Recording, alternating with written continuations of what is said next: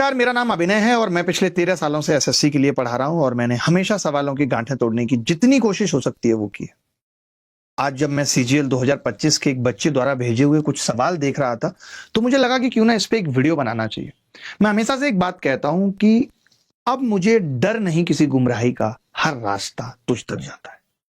जब मुझे ये पता लग जाए कि अपनी मंजिल तक पहुंचने के मैं सारे रास्ते बना चुका हूं तो मेरा खोने का डर खत्म हो जाता है। मुझे मालूम है मैं जिस रास्ते पर भी जाऊंगा मैं मंजिल तक पहुंच जाऊंगा। और ये चीज मैं बच्चों को सिखाता हूं कि सिलेबस खत्म करने से सिलेक्शन नहीं हुआ करते, कभी नहीं होते। सिलेक्शन के लिए एक अच्छे आईक्यू लेवल का होना जरूरी है। आपको 25 सवाल, अगर आप 25 सवालों को पेपर में 25 सवालों को 25 तरीके से करना नहीं जानते तो आपका सिलेक्शन नहीं होगा। आपको लगता है कि मैं सिर्फ 25 सवालों को करूंगा और मेरा सिलेक्शन हो जाएगा, नहीं। आप 25 सवाल 15 मिनट में कर ही नहीं पाएंगे।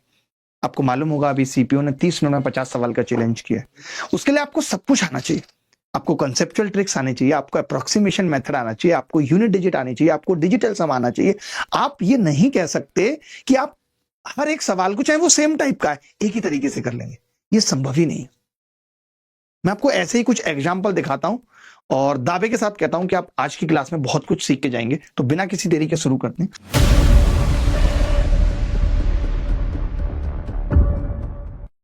एक पहला सवाल सीजीएल 2025 के पेपर में पूछा गया। तो एक बच्चा सोचता है कि यार यूनिट डिजिट लगा लेता हूं, मास्टर साहब ने कराया था, और इसकी यूनिट डिजिट निकालने की कोशिश करता है और कभी नहीं आएगा। क्यों नहीं आएगा? क्योंकि 3 ऑप्शन की यूनिट डिजिट सेम है, हो ही नहीं सकता।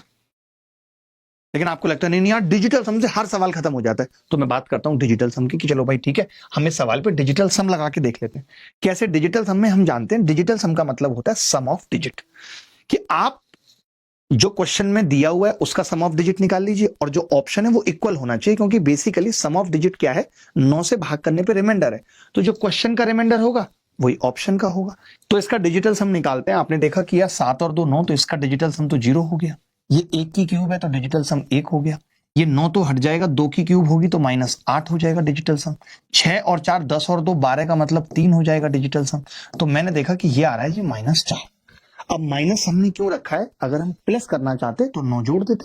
9 से भाग करने का मतलब है अगर नेगेटिव रिमाइंडर आ जाए तो 9 जोड़ दो, लेकिन हमने माइनस में रखा क्योंकि ऑप्शन भी माइनस में थे। तो मैंने देखा 6 और 3 9 4 आ रहा है, ये उत्तर हो सकता है। 8 और 2 10 और 6 16 7, ये नहीं हो सकता। लेकिन आपने एक चीज नोट की कि डिजिटल सम में वक्त तो लगा। माइनस प्लस ये पंगा वो दुनियादारी, पंगा तो हुआ, लेकिन क्या कर सकते थे? डिजिटल सम ही एक रास्ता था।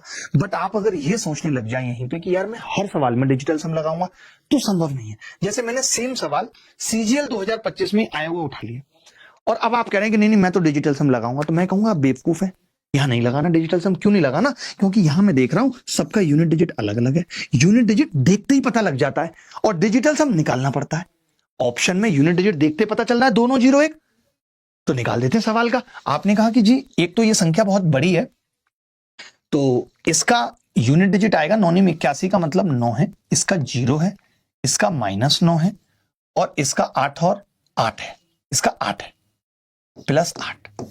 तो अब आपके ऊपर है, आप ऐसा कर सकते हैं। अगर आपको प्लस ही निकालना है तो आप कह सकते हैं कि जी 8 और 9 17, 17 में से 9 जाएंगे तो कितना बचेगा डिजिटल सम? या तो ऐसा निकाल लीजिए, या आपको मालूम है कि ये बड़ी संख्या है, दिस इज बड़ी संख्या, ये बड़ी संख्या है भाई। अगर ये बड़ी संख्या है तो 9 में से घटेगा, 9 और 8 17, तो 2 आएगा डिजिटल सम। यही उत्तर है। आप समझो मैंने क्या करा? मैंने कहा कि ये दोनों तो जुड़ेंगे, 8 और 9 17 7 आएगा, और आपको पता है इसमें से घटेगा तो 9 में से 7 घटेगा तो 2 बचेगा, तभी तो उत्तर माइनस में आ रहा है। बोलो। तो ये सवाल आपने देखा कि यूनिट डिजिट से कितना जल्दी हो गया, कितना फास्ट हो गया। आप चाहते तो आप ऐसा भी कर सकते थे कि 9 से 9 काट देते तो 8 आ जाता, लेकिन फिर हम 8 देखते ऑप्शन में तो 8 नहीं है। लेकिन आपको पता है ना कि 8 प्लस का आया है और ये यूनिट डिजिट माइनस का है 2, तो 10 जोड़ देते। कैरी जोड़ना पड़ेगा ना यूनिट डिजिट के लिए, तो 8 आ जाता। बातें किया। अब फिर से एक सवाल आ गया। अब आप ये बात रट लें कि नहीं यार मास्टर साहब ने बताया था कि भाई ये सवाल तो यूनिट डिजिट से होते हैं। नहीं, मैं बिल्कुल नहीं कह रहा। हर सवाल को करने के अलग अलग रास्ते हैं। कोई भी सवाल किस तरीके से हो सकता है। आप देखें कि यार इसमें तो ये 9 9 सेम दे दिया यूनिट डिजिट, नहीं होगा यूनिट डिजिट से। अब क्या करना पड़ेगा? फिर से वापस डिजिटल सम पे आ जाते हैं। मान लेते हैं डिजिटल सम भी सेम हो जाता, तब क्या करते? तो बेबी डिजिटल सम लगा देते। देखो ध्यान से, हमने कहा 4 और 4 8, 8 का मतलब हो गया 8 का मतलब हो गया, अगर मैं डिजिटल सम निकालना चाहूं -1 की क्यूब करूंगा, डिजिटल सम भी माइनस में होता है। ये आजकल हम अपने अल्ट्रा कैलसी ट्रिक्स में बताते हैं कि ये माइनस में भी होता है। तो -1 का मतलब क्यूब करेंगे -1। आपने कहा 5 और 3 8, फिर से -1।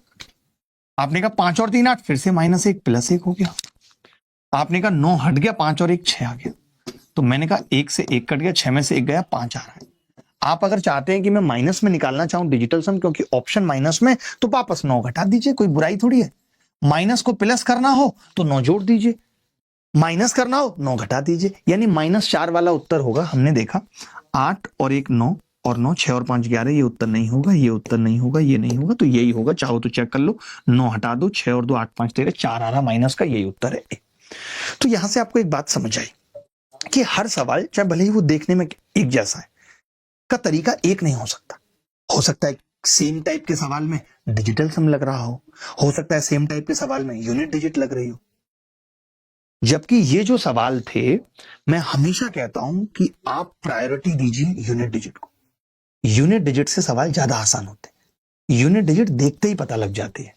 जैसे सवाल में देखते ही पता लग गया कि ये यूनिट डिजिट से नहीं होगा। एक सवाल है, मैं बहुत सारे सवाल हैं और मैं सारे सवाल मैंने कोशिश की कि मैं 2025 से लेके आऊं। जैसे आपको लगता है कि बहुत पुराने सवालों में मैं अल्ट्रा कैलसी ट्रिक लगा रहा था, तो यहाँ पे आप क्या कर सकते हैं, तो वो मैंने देखा है। 8,000 पर 3 साल 4 महीने के लिए 12% प्रति वर्ष की दर से चक्रवृद्धि ब्याज ज्ञात कीजिए जो वार्षिक रूप से संयोजित होता है। ये क्या है, एक तरह सवाल। देखिए 3 साल का मतलब क्या है भाई, पहले साल आपको 12% मिलेगा ही मिलेगा, दूसरे साल आपको 12% मिलेगा ही मिलेगा, तीसरे साल आपको 12% मिलेगा ही मिलेगा, और 4 महीने का मतलब हो गया 4%, क्योंकि 12% रेट है 12 महीने की। तो यहां से मुझे एक बात क्लियर कट समझ में आ रही है कि 12% का मतलब होता है 3/25। 3/25 मैं जैसे एक बार इसका 3/25 कर दूंगा भाई, और दोबारा जैसे 3/25 करूंगा और आगे फिर बढ़ूंगा, तो ये तय है कि जीरो खत्म होना शुरू हो जाएंगे लास्ट में। ब्याज में जीरो नहीं आएंगे, गारंटी है कि ब्याज में जीरो नहीं आएंगे। तो ये सब उत्तर नहीं हो सकते क्योंकि इनके ब्याज में जीरो है लास्ट में। तो सी आंसर आएगा। अगर मैं मोटा मोटा भी देखूं तो 12 12 13 36 और 4 40% हो गया, और 40% का मतलब है 4 8 3200, 3200 से ऊपर ही ब्याज होगी। अब देखिए 3200 से ऊपर ब्याज होगी और जीरो लास्ट में नहीं आएंगे, तो भी हम ये ऑप्शन लगा सकते हैं। अच्छा, आपको ये बात समझ में आई मैं ये क्यों कह रहा हूं कि जीरो नहीं लगा सकते? मैं आपको वजह बताता हूं, आप समझे नहीं। देखो मैं ये कह रहा हूं, अगर मैं पहले साल का ही ब्याज निकालता तो 12 8 96 960 आ जाता भाई। अब अगले साल 960 तो आएगा, जैसे मैं इसका 12% निकालूंगा तो वही पॉइंट में आ जाएगा, पॉइंट 2 में। यानी जीरो आने का और आगे निकालूंगा तो और ज्यादा पॉइंट में आएगा। तो मैं इतनी मेहनत क्यों करूं? यही अप्रोक्सीमेशन तो मुझे सीखना है भाई। ये मैं कब सीखूंगा? बुढ़ापे में सीखूंगा क्या? इन माई बुढ़ापा? ये सब चीजें मैं बताता हूं आपको। ये सब चीजें अगर आप सीखोगे तो आपका सिलेक्शन हो पाएगा, अदरवाइज नहीं। सिलेक्शन के लिए सबसे जरूरी है इस तरीके की चीजें जानना। मैं आगे और सवाल दिखाता हूं आपको। अब आप देखिए ये सवाल आया, ये सवाल इतना बड़ा है और मैं देखता हूं कि बच्चे इन सब सवालों को बहुत अलग अलग अंदाज में करते हैं। आप सवाल पढ़ लीजिए, आप कैसे करते हैं मुझे नहीं पता। अगर आप ऐसा करते हैं तो जरूर बताइएगा। जैसे ये कह रहा है, एक कैंडी की दुकान का मालिक 3 प्रकार की कैंडी खरीदता है, लाल नीली हरी। लाल कैंडी 3 रुपए में 15, 3 में 15, 3 15 रुपए में होगा। 3 15 रुपए में, ये रुपए काट दीजिएगा, ठीक है। 3 15 रुपए में, नीली 4 18 में, हरी 5 22 रुपए में खरीदी जाती है। 1:1:2 के अनुपात में मिलाता है, सभी मिश्रित 2 के लिए 10 पर बेचता है, उसका लाभ या हानि बता। अब इसमें बच्चा सबसे पहले क्या गलती करता है, मैं देखता हूं वो क्या करेगा, इन सबको इक्वल बनाने की कोशिश करेगा। 3 4 5 का एलसीएम लेगा, फिर लास्ट वाले को 2 से गुणा कर देगा। जबकि आपको पता है कि पेपर में ये सब करने का वक्त नहीं है। मैं देखिए बहुत सिंपल, आप देखना कि इतना लंबे चौड़े सवाल की बच्चा देख के ऑप्शन से डर जाए कि कितने घटिया घटिया ऑप्शन है, लेकिन मैं बिल्कुल नहीं डरूंगा और इतनी सहूलियत से उत्तर बता दूंगा कि आपकी रूह को मजा आ जाएगा। देखो मैं ये कह रहा हूं, पहले वाली एक कैंडी है, दूसरे वाली भी एक कैंडी है, और तीसरी वाली 2 कैंडी। ये बात सही? आपने कहा पहली एक कैंडी में 5 रुपए में खरीद रहा हूं, दूसरी वाली में 4.5 में खरीद रहा हूं, और तीसरी वाली में 4.4 में खरीद रहा हूं। ये कह सकता हूं? आप देखना, आप मेरी कैलकुलेशन और हर चीज देखना, आप भी देखना, आपको मजा ना आए तो कहना। अब हमेशा खेलती रहती हैं, तो कब तक खेलेंगी? इतनी बड़ी हो गई, अब उनकी हो जाएगी, खुद में खेल। देखो मैं ये कह रहा हूं, अगर 2 कैंडी आप 10 रुपए में आप बेच रहे हो, 2 कैंडी आप 10 में बेच रहे हो, ये सीपीए जो मैं खरीद के लाया था, और मैं यहाँ पे लाभ लिख रहा हूँ। प्लीज मैं यहाँ पे कुछ नहीं लिख रहा, मैं लाभ लिख रहा हूँ। ये तो सीपीए जिसमें मैं खरीद के लाया। तो मैंने ये कहा आपसे छोटा सा कि भाई अगर मैं एक कैंडी 5 रुपए की बेच रहा हूं तो मेरा लाभ यहाँ 0 है, और यहाँ मेरा लाभ 0.5 का, और यहाँ मेरा लाभ 0.6 का, लेकिन 2 कैंडी है तो 2 पे होगा 0.6 का, यानी 1.2 और 5 1.7 का मेरा टोटल लाभ है। टोटल लाभ है। आपके पास 2 ऑप्शन थे, क्या क्या कि आप सीपी के लिए या तो इन सबको जोड़ें, एक ऑप्शन तो था, ये थोड़ा टिपिकल सा हो रहा था, मैंने नहीं जोड़ा। मैंने क्या कहा, 4 कैंडी एसपी 20 रुपए है भाई, 4 कैंडी है ना तो एसपी तो 20 रुपए, तो मैं समझ गया अगर 1.7 का लाभ लिया तो ओवरऑल सीपी कितनी होगी? 18.3। ये कह सकते हैं। आप अगर इनको भी जोड़ते तो भी वही बात पड़ती है, आप 5 और 4.5 को जोड़ते हो, ये 8.8 हो जाता। अब देखिए ये बात तो तय हो गई कि लाभ होगा, ये बात तय हो गई कि लाभ होगा। मैं इतना भी समझ गया कि इसका 10% अगर लाभ होता तो 1.83 का होगा, तो मैं ये भी समझ गया कि लाभ 10% भी नहीं है, तो फिर एक ही ऑप्शन बच गया, 10 से कम है बी। क्या ये सवाल आपने इतनी सहूलियत से एग्जाम में किया था? आपको नहीं लगता कि अगर आप इस सवाल को इतनी सहूलियत से एग्जाम में करते तो आपका दिमाग ठीक रहता, ठंडा रहता, अच्छा लगता आपको? बताओ मुझे। अब आप ये देखिए, ये भी सेम सवाल है, सेम सवाल है कि एक स्टेशनरी की दुकान का मालिक 3 तरह की नोटबुक खरीदता है, पहली तरह की नोटबुक 5 नोटबुक 20 में। अब मैं समझ गया, पहले ही समझ गया, मैं ज्यादा पंगा नहीं डालूंगा। मुझे पता है कि भाई 3 नोटबुक पहली थी, और ये 4 नोटबुक थी, और ये भी 3 नोटबुक थी। कह सकते हैं यही है ना सवाल में। आपने पहली वाली नोटबुक कितनी की खरीदी है गुरुजी? 5 नोटबुक अगर 20 की है तो एक नोटबुक कितने की होगी? मुझे तो सीधा बता दो यार, सीधा बता दो। 5 चौक 20, 4 या 12 लिख दूं, यहाँ पे आप सीधे सीपी लिख देता हूं, चले। आप क्या लिखो मतलब कोई जरूरी नहीं है, मैं फिर से कह रहा हूं। 2 नोटबुक अगर 9 रुपए की है तो 4 नोटबुक 18 की होंगी। तीसरी नोटबुक 10 नोटबुक 45 की है तो 13.5 की होंगी। सही लिखा है। यानी आपने देखा ओवरऑल जो खर्चा हुआ है आपका वो 43.5 है सीपी। अब मैं ये कह रहा हूँ 4 नोटबुक को 19 के हिसाब से बेच रहा हूँ। अगर मैं 4 नोटबुक को 19 के हिसाब से बेच रहा हूँ तो मेरी बात सुनना ध्यान से। अब मैं ये सब अलग अलग प्रॉफिट नहीं कैलकुलेट कर रहा हूँ। पिछले सवाल में मैंने अलग अलग प्रॉफिट कैलकुलेट किया, आसान पड़ा सवाल। यहाँ पे मेरा दिमाग तुरंत चला यार मैं अलग अलग कैलकुलेट करूंगा तो मैं यहाँ एक का ही नहीं निकाल पा रहा हूँ। 4 नोटबुक 19 में क्या मैं एक का निकाल पा रहा हूँ? नहीं, लेकिन मैं ओवरऑल एसपी निकाल सकता हूँ। आप कहेंगे ये मास्टर कैसे निकाल दोगे? तो मैं कहूंगा यार 3 और 3 10 नोटबुक है मेरी। अगर मेरी 4 नोटबुक 19 की है, 4 नोटबुक 19 की है तो 10 नोटबुक कितने की होंगी? कैसे कैसे? अरे यार आप 4 नोटबुक 19 की और 10 निकालिए तो 2.5 से गुणा कर दूं। 19 38 और 9.5 47.5।